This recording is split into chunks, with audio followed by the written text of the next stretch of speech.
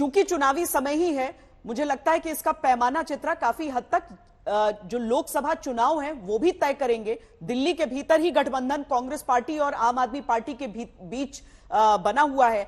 मेरा ख्याल है आप ईडी दफ्तर आप भी पहुंच गई हैं, वहां की भी तस्वीरें दिखाइए, बताइए कि इस समय की हलचल क्या कहती। देखिए, मुझे जो जानकारी मिली है श्वेता, यहाँ पर डॉक्टर्स की टीम पहले से ही जो मौजूद थी वो मेडिकल टेस्ट कर रही है दिल्ली के मुख्यमंत्री अरविंद केजरीवाल का, और अभी कोई पूछताछ नहीं होगी। जिस तरह की जानकारी है, ऑलरेडी 2 घंटे की पूछताछ 7 बजे से लेकर 9 बजे तक दिल्ली के सीएम के आवास पर हो चुकी है। तो मेडिकल टेस्ट के बाद फिलहाल उनको आराम करने दिया जाएगा, लेकिन कल जब कोर्ट में पेशी के लिए दिल्ली के सीएम को लेकर जाया जाएगा, उसके बाद यहाँ पर ईडी की टीम चाहेगी कि वो उनसे पूछताछ के लिए कस्टडी मांगे, और वो फिर वो 7 दिन का होगा, 10 दिन का होगा, कितने दिनों का होगा, ये देखना महत्वपूर्ण रहेगा। लेकिन फिलहाल ईडी की ये कार्रवाई है। आम आदमी पार्टी यकीनन अपने मुख्यमंत्री को लेकर, दिल्ली के वो सीएम है, उसको लेकर इमोशनल बातें कर सकती है, लेकिन दूसरा जो व्यवहारिक पक्ष है वो ये है कि क्या वास्तव में ये व्यवहारिक होगा कि दिल्ली के सीएम जेल से राजधानी दिल्ली में अपनी सरकार चलाएं। सारी चुनौतियां यहाँ पर पेश आएंगी, क्योंकि एक तरफ एडवोकेट जनरल, दूसरी तरफ अधिकारियों की बड़ी बड़ी टीम जिनसे मुख्यमंत्री की मीटिंग होती है, आपका कैबिनेट मंत्रिमंडल, उसको लेकर कैसे आप जेल के भीतर जाकर मीटिंग करेंगे, क्योंकि सिर्फ कागज पर हस्ताक्षर करना ही किसी मुख्यमंत्री का काम नहीं होता है। इसलिए मुझे लग रहा है कि आगे आने वाले वक्त में एक बड़ा फेरबदल भी राजधानी दिल्ली में। अब आम आदमी पार्टी से अगला चेहरा कौन होगा, इसको लेकर सवाल पूछे जा सकते हैं, लेकिन यहाँ पर जो जैसा कि आशुतोष जी इसके पहले चर्चा कर रहे थे श्वेता, ये अपने आप में महत्वपूर्ण है। लालू प्रसाद यादव 97 में चारा घोटाला मामले में जैसे ही उनके खिलाफ मामला आता है, उसके बाद वो इस्तीफा दे देते हैं। जे जयललिता 2001 हो 2014 हो, दोनों ही मामलों में जेल जाने के पहले इस्तीफा देती हैं सीएम के पद से। 2004 में उमा भारती मुख्यमंत्री बनती हैं, वो इस्तीफा देती हैं एक मामले में जैसे ही कोर्ट उनके खिलाफ फैसला सुनाता है। इसके अलावा हेमंत सोरेन, उनको हिरासत में लिया गया था, हिरासत में लेकर झारखंड में राज्यपाल के पास सबसे पहले ईडी की टीम पहुंची, उन्होंने इस्तीफा दिया और उसके बाद उनकी गिरफ्तारी कर ली गई। जी जी जी चित्रा, केजरीवाल के घर से कुछ दस्तावेज भी जब्त हुए हैं, ये जानकारी दी जा रही है। कुछ इलेक्ट्रॉनिक्स को, दरअसल जब तलाशी की बात आई थी तभी ये था, क्योंकि उन इलेक्ट्रॉनिक चीजों को जैसे कि लैपटॉप्स हुए, मोबाइल फोन्स हुए, उन सारी चीजों को जब्त करके उनकी गहन जांच की जाती है, क्योंकि उसमें बहुत कड़ियां जुड़ सकती हैं। तो अरविंद केजरीवाल को जब पूछताछ के लिए बुलाया जा रहा था, पहले समन के बाद से ही उस पर आधारित होता कि आगे क्या कार्रवाई होती, लेकिन चूंकि इतने समन के बाद भी केजरीवाल आए नहीं थे, तो आज जब ईडी की टीम वहां पर पहुंची और पहली बार आमने सामने पूछताछ हुई, उसके बाद यह निर्णय लिया गया कि गिरफ्तारी हो। और गिरफ्तारी के साथ ही अरविंद ओझा भी हमारे संवाददाता वहां थे और वो लगातार बता रहे थे कि तलाशी वहां पर जारी है। अरविंद लगातार ये बता रहे थे हमें, और उस तलाशी के बाद जितेंद्र, अब ये सारी चीजें वहां से जो जब्त की गई हैं और ये बहुत अहम साबित होंगी आगे की जो जांच है। क्या हम ये भी समझे कि आने वाले दिनों में आमने सामने की जो पूछताछ की बात होती है, चाहे मनीष सिसोदिया जिन्हें गिरफ्तार किया जा चुका हो, या फिर और भी जो शुरुआत से हम गिरफ्तारियों की पूरी फहरिस्त देख लें, उस क्रम में भी कल से ये कार्रवाई की शुरुआत होगी?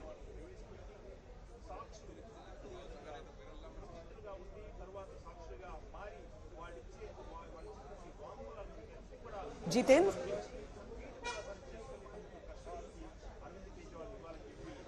बिल्कुल श्वेता, जिस तरीके से अरविंद केजरीवाल को यहां पर ईडी की टीम लेकर पहुंची है, ये कहा जा रहा है कि उनका मेडिकल चेकअप होगा और उसके बाद जो है उनको अब रात में आराम करने दिया जाएगा, अब पूछताछ नहीं होगी। लेकिन कल जब कोर्ट में उनको लेकर के ईडी की टीम पहुंचेगी, वहां पर उनको पेश किया जाएगा। पेश करने के बाद ईडी की टीम उनको रिमांड पर लेगी और रिमांड के बाद भी गहन पूछताछ की जा सकती है, क्योंकि ये प्रक्रिया है। ईडी इस पूरे प्रोसेस के तहत जो तमाम सबूत उसने इकट्ठे किए हैं, उन सबूतों को मिलान करती है और उसके जो सवाल होते हैं, उन सवालों के आधार पर पूछताछ की जाती है। सबसे बड़ी बात यह है कि इस घोटाले को लेकर के जिस तरीके से कई और लोगों को भी ईडी ने गिरफ्तार किया हुआ है, उसके अलावा जो है कुछ लोग जेल में हैं, उन लोगों को आमने सामने बैठा करके भी ईडी पूछताछ कर सकती है, क्योंकि बहुत सारे ऐसे सवाल जब होते हैं ईडी तैयार करती है, उस दौरान जो मुख्य एक्यूज्ड होते होता है उसकी तरफ से ये कहा जाता है कि उन्होंने ऐसा कुछ भी नहीं किया। जिस तरीके के बातें ईडी की तरफ से सबूतों के आधार पर कही जाती हैं उसको मानने से इनकार एक्यूज की तरफ से कर दिया जाता है। इस वजह से आमने सामने बैठा करके पूछताछ आने वाले समय में की जा सकती है, इस तरीके की जानकारी मिल रही है। इसके साथ ही आपको बता दें कि जो इलेक्ट्रॉनिक एविडेंस ईडी की तरफ से जब्त किए गए हैं उन इलेक्ट्रॉनिक एविडेंस के आधार पर कई सबूत ईडी को मिल सकते हैं, जिनका की मिलान जब पूछताछ के दौरान ईडी की टीमें करती हैं तो उस दौरान अगर किसी भी तरीके से जो आरोपी है वो उसमें सही तरीके से जवाब नहीं देता है तो वो इलेक्ट्रॉनिक एविडेंस बड़ा ही सबूत बन जाता है और इन तमाम चीजों को लेकर के ईडी पूरा प्रोसेस आगे बढ़ाएगी। यहां पर अरविंद केजरीवाल ईडी मुख्यालय पहुंच चुके हैं, जहां पर उनकी रात गुजरेगी। सुबह जैसे ही होगा उस दौरान उनका मेडिकल चेकअप एक बार फिर कराया जाएगा और उसके बाद उनको कोर्ट में पेश किया जाएगा और उस दौरान ईडी रिमांड लेगी। कितने दिन की रिमांड ईडी को मिलती है ये देखना होगा, लेकिन सबसे बड़ी बात यह है कि ईडी शुरुआती दौर में जिस तरीके से ये कहती है कि उसको 5 दिन की 10 दिन की रिमांड मिलनी चाहिए, कोर्ट उनको सैंक्शन करेगा कि कितने दिन की रिमांड देनी है, उसके आधार पर ईडी पूरे सबूत यहां से तैयार करती है। और अब से थोड़ी देर पहले जिस तरीके से जानकारी मिल रही है कि जो ईडी की यहां पर लीगल टीम मौजूद थी ईडी मुख्यालय में, उन्होंने 1.5 से 2 घंटे बैठक की है और उनके पास जो सबूत मौजूद हैं उनको लेकर के रिमांड के लिए किस तरीके से वो कोर्ट में जाएगी, इन तमाम चीजों की जानकारी मिल रही है। और ईडी की कोशिश यह है कि रिमांड करने के बाद वो लोग गहन पूछताछ करें। पूछताछ में जब आगे खुलासे होंगे तो और इसमें गिरफ्तारियां हो सकती, इस तरीके की भी जानकारी मिल रही है। इलेक्ट्रॉनिक जितनी भी चीजें हैं उनकी जांच में अभी समय लगेगा, लेकिन उन्हें जब्त किया गया है और ये बहुत बड़े सबूत माने जाते हैं। पर हरीश जी, लोकसभा चुनावों में बीजेपी को सारी की सारी सीटें दे देना और विधानसभा के चुनावों में अरविंद केजरीवाल को बहुत बड़ा बहुमत देना बार बार, ये दिल्ली की जनता की रवायत रही है। आपको लगता है कि अरविंद केजरीवाल को जिस तरीके से गिरफ्तार किया गया है उससे दिल्ली की जनता की सिंपैथी उनके लिए बढ़ेगी, या फिर आप लोग जनता को कन्विंस कर पाएंगे कि यह भ्रष्टाचार का मामला है, राजनीतिक रंजिश का नहीं?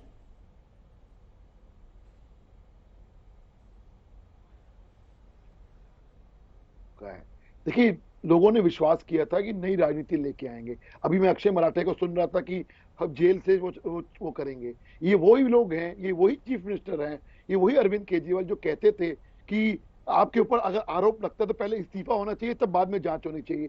आज इनके लोग क्या कह रहे हैं, हम जेल से भी सरकार चलाएंगे, जेल में भी होंगे तब भी कोई बात नहीं, हम तो सरकार में हमें चुन के भेजा गया, हम तो सरकार चलाएंगे। तो ये चेंज जो आया है वो दिल्ली की जनता देख रही है और ये वो लोग हैं जो कहते थे भ्रष्टाचार के खिलाफ है, आज वही कांग्रेस के साथ ही गठबंधन कर रहे हैं जिनको ये पानी पी पी के गाली निकालते थे। तो मेरा कहना वो है कि 2020 के बाद, चुनावों के बाद जब ये सत्ता में आए हैं, ये बदल गए हैं और बहुत कुछ बदल गए हैं। इनके वादे तो बात की बात है, लेकिन जो भ्रष्टाचार के खिलाफ इनकी जो लड़ाई थी और जो ये एक सो कॉल्ड नैतिकता का पैमाना लेके आए थे, उनका पर्दाफाश हो चुका, पहली बात। दूसरी बात, जिस प्रकार से ये चीजें सामने आ रही हैं, अपने आप को ये वेंडेटा पॉलिटिक्स दिखाने की कोशिश कर रहे हैं कि हमारे साथ तो वेंडेटा पॉलिटिक्स हो रही है जी। ये लोग भूल जाते हैं कि जब दिल्ली की जनता देख रही है कि 14 महीने से एक व्यक्ति जो कहते थे कि हम शिक्षा क्रांति लाए हैं, शराब के घोटाले के मामले में 14 महीने से जेल में बंद है और माननीय सुप्रीम कोर्ट ने उनकी कई बार पिटीशंस को रद्द किया है। ये दिल्ली की जनता देख रही है। संजय सिंह के मामले में कोर्ट ने कहा है कि ये प्राइमा फेसी कहीं ना कहीं ये स्लिप पाए जाते हैं। तो मेरा मामला ये है कि दिल्ली की जनता बहुत समझदार है। 2019 में जैसे उन्होंने समर्थन नरेंद्र मोदी जी को दिया था, 2024 में भी देंगे और जब भी अब दिल्ली के चुनाव होंगे, भारतीय जनता पार्टी को दिल्ली में विधानसभा में भी समर्थन मिलेगा। आशुतोष, क्या इसे पैमाना माना जा सकता है लोकसभा चुनावों को आगामी? क्योंकि देखिए, अब जब ईडी की तरफ से जो निर्णय, जो गिरफ्तारी की गई है, अदालत में वो मामला पहुंचेगा और हमने ये चर्चा भी की कि कैसे पीएमएलए के ऐसे मामलों में अभी शायद इतनी आसानी से नहीं उम्मीद की जा सकती है कि अरविंद केजरीवाल वहां से छूटेंगे। पहले ही मनीष सिसोदिया गिरफ्त में है, सत्येंद्र जैन जेल में है अलग मामले में।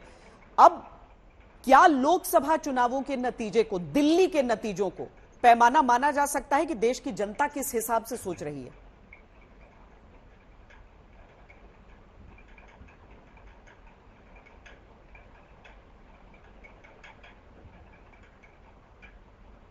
आशुतोष जी, आपने मुझसे पूछा है? जी, आप ही से पूछा है।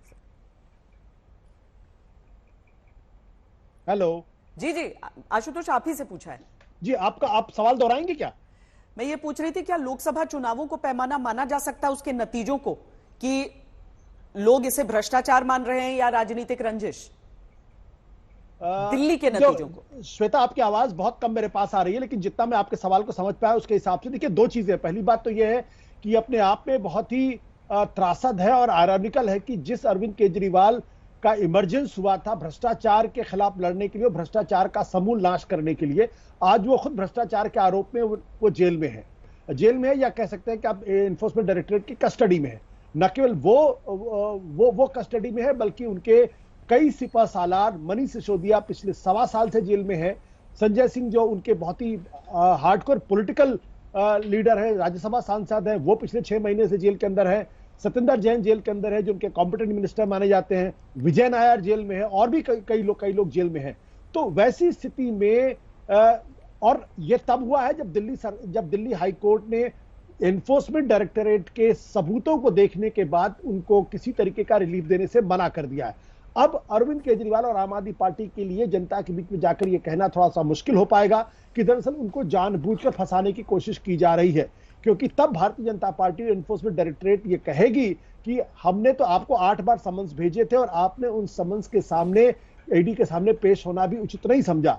अब जब दिल्ली हाई कोर्ट ने आपको गिरफ्तारी पर स्टे नहीं दिया है, तो इसका मतलब यह कि दिल्ली हाई कोर्ट भी यह मानती है कि जो सबूत हमने दिए थे उन सबूतों में दम है।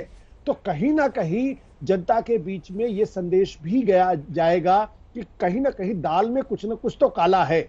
अब उस दाल में अरविंद केजरीवाल कितने इन्वॉल्व है, मनीष सिसोदिया कितने इन्वॉल्व है, संजय सिंह कितने इन्वॉल्व भी है या नहीं इन्वॉल्व है, ये तो जब अदालत के अंदर मामला चलेगा जब तभी पता चल पाएगा एग्जैक्टली कितना दम है, कितना दम नहीं। लेकिन हाँ, भारतीय जनता पार्टी की तरफ से यह बात जरूर बार बार कही जाएगी कि ये लोग भ्रष्टाचार में पूरी तरीके से लिप्त हैं।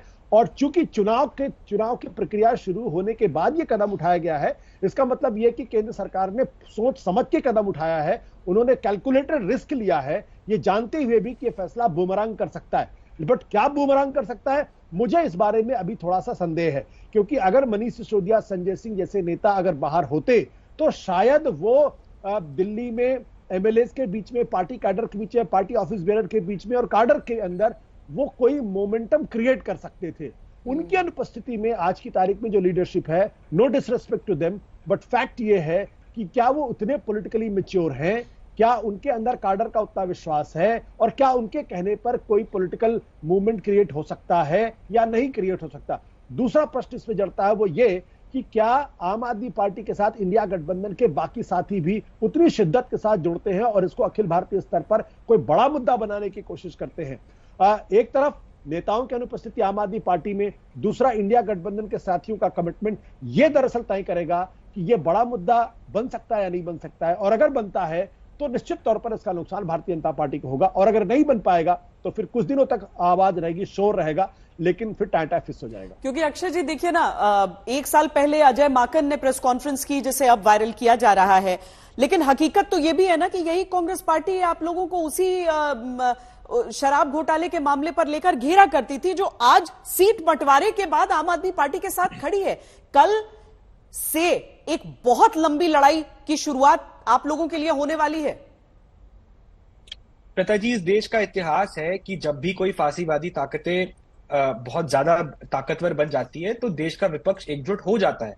हमने इंदिरा गांधी के समय भी देखा था, जब एक तरफ कांग्रेस के खिलाफ जो बीजेपी और जनसंघ थे और दूसरी तरफ कम्युनिस्ट पार्टी और सोशलिस्ट पार्टियां थी, वो दोनों एक दूसरे के घोर विरोधी होते हुए भी इंदिरा गांधी के खिलाफ साथ आए थे और देश को इमरजेंसी से छुटकारा दिलाया था। ठीक उसी तरह आज देश की सारी पार्टियां जो बीजेपी के खिलाफ लोकतंत्र के साथ खड़ी है, वो आज अरविंद केजरीवाल जी के साथ भी खड़ी है।